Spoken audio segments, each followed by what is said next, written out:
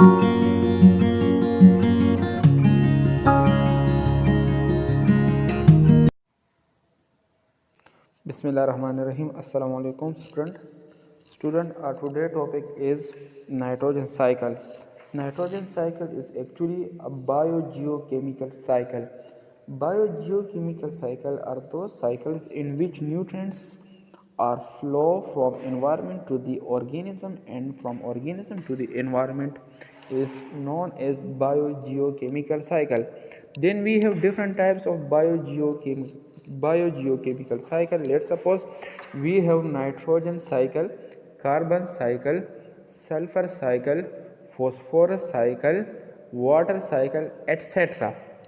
But the today topic is nitrogen cycle. In the case of biogeochemical cycle, carbon cycle is the largest cycle of biogeochemical cycle and nitrogen is the second largest biogeochemical cycle. In the case of nitrogen, nitrogen is necessary for the building of DNA, RNA and other types of protein. In the case of nitrogen environment में 78% पे present है.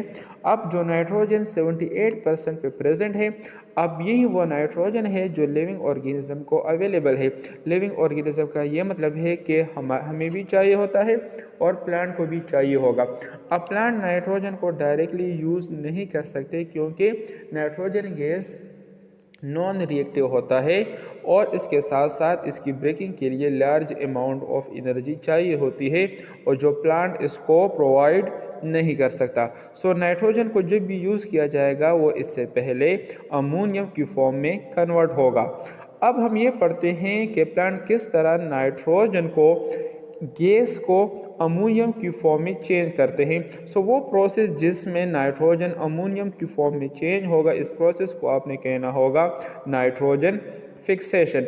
अगर आप लोग nitrogen fixation की बात करते हैं, सो नाइट्रोजन को फिक्स करने के लिए डिफरेंट मेथड्स है. नाइट्रोजन फिक्सेशन में फिर डिफरेंट मेथड्स है जिसमें एटमॉस्फेरिक नाइट्रोजन अमोनियम की फॉर्म में चेंज होता है. फर्स्ट आपके पास है बायोलॉजिकल, एनवायरमेंटल और ह्यूमन फिक्सेशन. इसमें बैक्टीरिया इन्वॉल्व होते हैं. ये बैक्टीरिया क्या करते हैं, ये एटमॉस्फेरिक नाइट्रोजन को अमोनियम की फॉर्म में चेंज करते हैं और यही वो बैक्टीरिया होते हैं जो सॉइल में रहते हैं और सॉइल में डिफरेंट प्लांट के साथ होते हैं. वो प्लांट आपके पास बीन्स, पीस एंड क्लोवर हो सकते हैं. असल में ये बैक्टीरिया इन प्लांट के साथ सिम्बायोटिक रिलेशनशिप में होते हैं. ये प्लांट को नाइट्रोजन प्रोवाइड करते हैं और रिटर्न में प्लांट भी इनको न्यूट्रंस प्रोवाइड करता है. सो दोनों के दरमियान एक फ्रेंडली रिलेशनशिप डेवलप होता है. इसके अलावा हमारे पास अगर हम एक्वेटिक इन्वायरमेंट की बात करते हैं, वहाँ पे भी नाइट्रोजन फिक्स होता है, लेकिन वहाँ पे नाइट्रोजन को फिक्स करने के लिए ब्लू ग्रीन एल्गी और सायानो बैक्टीरिया इन्वॉल्व होते हैं. अब अगर आप लोग इसके अलावा नाइट्रोजन फिक्सेशन के और मेथड की बात करते हैं तो इसमें आपके पास इन्वायरमेंटल फिक्सेशन भी शामिल है जिसमें लाइटनिंग, फॉरेस्ट फायर्स और हॉट लावा के थ्रू भी एटमॉस्फेरिक नाइट्रोजन अमोनियम की फॉर्म में चेंज होता है. जो लाइट होती है वो नाइट्रोजन मॉलिक्यूल के दरमियान बॉन्डिंग की ब्रेकिंग करेगा, तो जिसकी वजह से नाइट्रोजन एटम वाटर और ऑक्सीजन के साथ रिएक्शन करके डिफरेंट कंपाउंड बनाएगा और वो फिर आपके पास in the form of precipitation वो लैंड पे आते हैं और अमोनियम की फॉर्म में प्लांट को प्रोवाइड होते हैं. अभी आपके पास नाइट्रोजन फिक्स हो चुका है, लेकिन इसके अलावा भी अमोनिया किसी और तरीके से भी बन सकता है सॉइल में और उस प्रोसेस को आप कहते हैं इम्यूनिफिकेशन.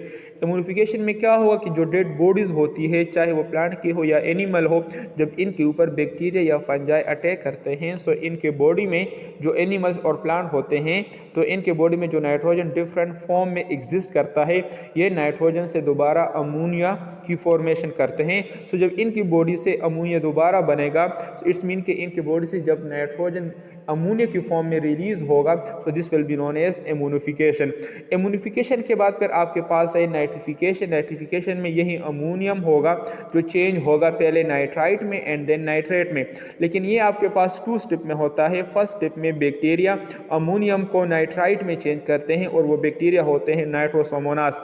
फिर नाइट्राइट दोबारा चेंज होता है नाइट्रेट में in the presence of another bacteria that is known as nitrobacter. अभी आपके पास प्लांट को अभी अभी अभी आपके पास सॉइल में नाइट्रेट अवेलेबल है। अभी आपको स्क्रीन पे भी नज़र आ रहा है कि जो आपके पास अमोनिया है वो पहले नाइट्राइट में एंड देन आपके पास नाइट्रेट में चेंज हो चुका है, और इस पूरे प्रोसेस को आप लोग कहते हैं नाइट्रिफिकेशन। अभी इसके बाद क्या होगा, इसके बाद जो सॉइल में नाइट्रेट प्रेजेंट है प्लांट इसको एब्जॉर्ब करेगा, और एब्जॉर्ब करने के बाद प्लांट इसको डीएनए की सिंथेसिस में, प्रोटीन की सिंथेसिस में यूज़ करेगा, खुद भी यूज़ करेगा, और इसके अलावा और ऑर्गेनिज्म को भी ये nitrogen in the form of different compound provide कर सकता है। अगर आप लोगों को स्क्रीन नज़र आ रहा है तो स्क्रीन में यही बताया गया है कि जो नाइट्रेट है यहाँ पे अगर आप इसके एरो को फॉलो करें सो जो नाइट्रेट है वो एसिमिलेट हो रहा है। एसिमिलेशन का ये मतलब है कि जो nitrogen in the form of nitrate है प्लांट इनको यूज़ कर रहा है और इनको अपने डिफरेंट मेटाबॉलिक एक्टिविटीज़ और ग्रोथ के लिए यूज़ कर रहा है।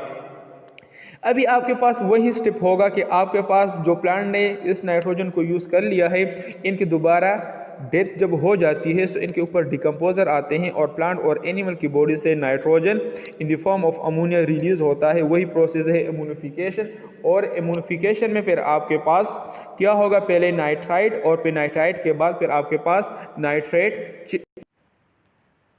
अच्छा, तो मैं आपको बता रहा था कि जो अमोनिया बन जाएगा वो दोबारा आपके पास नाइट्रेट में चेंज होगा। अब ये जो आपके पास नाइट्रेट है, दो बातें हैं इसके लिए, या तो ये दोबारा एसिमिलेट होगा, प्लांट इसको यूज़ करेगा, या ये दोबारा नाइट्रोजन गैस में कन्वर्ट होगा। बट जब नाइट्रेट दोबारा नाइट्रोजन गैस में कन्वर्ट होगा in the presence of bacteria that will be known as denitrifying bacteria. और ये जो डीनाइट्रीफाइंग बैक्टीरिया है इसमें आप लोग एग्जांपल ले सकते हैं सूडोमोनास का। तो यहाँ पे स्क्रीन पे भी आप लोगों को नज़र आ रहा है कि जो नाइट्रेट है वो दोबारा नाइट्रोजन गैस में चेंज हो रहा है। अब नाइट्रोजन के लिविंग ऑर्गेनिज्म के ऊपर इफेक्ट क्या है।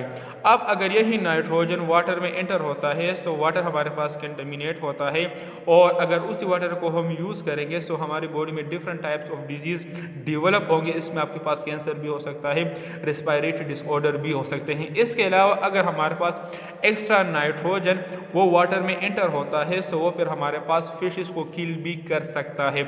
इसके अलावा ये काज करता है harmful algal bloom, this is known as eutrophication. अगर आप लोगों को राइट साइड पे एक ब्रिज नज़र आ रहा है और ब्रिज के साथ आपको ग्रीन कलर नज़र आ रहा है, ये असल में वाटर है जहाँ पे हमारे पास बहुत ज़्यादा एलगी की ग्रोथ हुई है, और ये एलगी की जो ग्रोथ हुई है ये हमारे पास बहुत ज़्यादा नाइट्रोजन से हुई है। सो इसी वजह से फिर मेरे पास क्या होगा, तो यहाँ पे अगर मेरे पास एलगी डेवलप होंगे तो नीचे एनवायरनमेंट में हमारे पास वाटर में जो फिशेस होंगे वो सारे हमारे पास किल हो जाएंगे और इनकी फिर हमारे पास ग्रोथ नहीं होगी। So this is all about nitrogen cycle.